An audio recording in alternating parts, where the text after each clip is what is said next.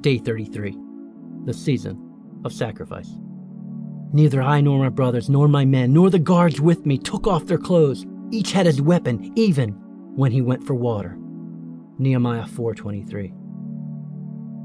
Whatever gain I had, I counted as loss for the sake of Christ. Indeed, I count everything as loss because of the surpassing worth of knowing Christ Jesus as Lord. Paul from Philippians 3:7-8. This is the season of sacrifice. Stuart Easterly. Stuart Easterly is a great friend and in charge of stewardship at a large and effective church. Whenever I'm in his town, he and I have the honor of coaching couples and individuals having financial difficulties or desiring some type of financial counsel. One of his favorite challenges to those we counsel is this phrase: this is the season of sacrifice. I still remember the wide-eyed, eyebrow-raised, neck-stretched look of wonder and doubt from hundreds of faces upon hearing him deliver those words. Nehemiah and the people were unfazed by this reality. They knew too much was riding on this call. They knew they could trust the God who had led them this far. They knew they were in the middle of something life-changing. They knew this was just a season of sacrifice. What about us? Can we get our heads around that concept?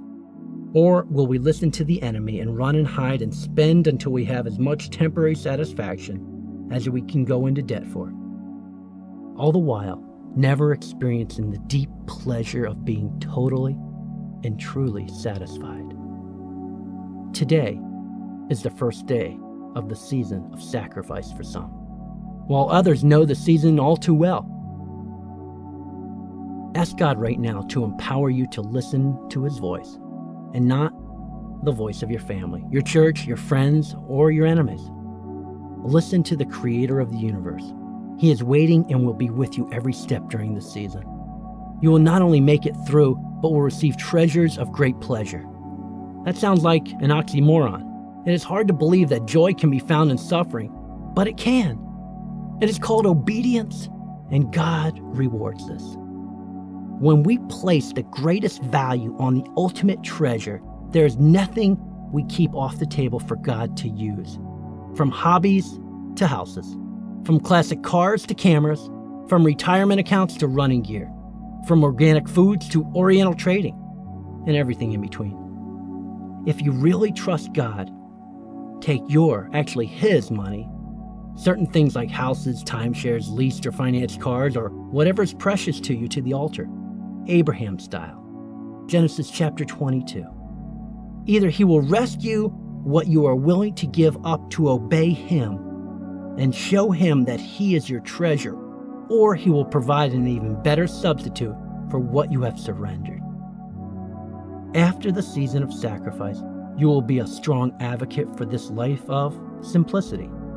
Many have decided they would continue living simply and find a more satisfying place to invest what has been rescued from the unfulfilling life of consumption.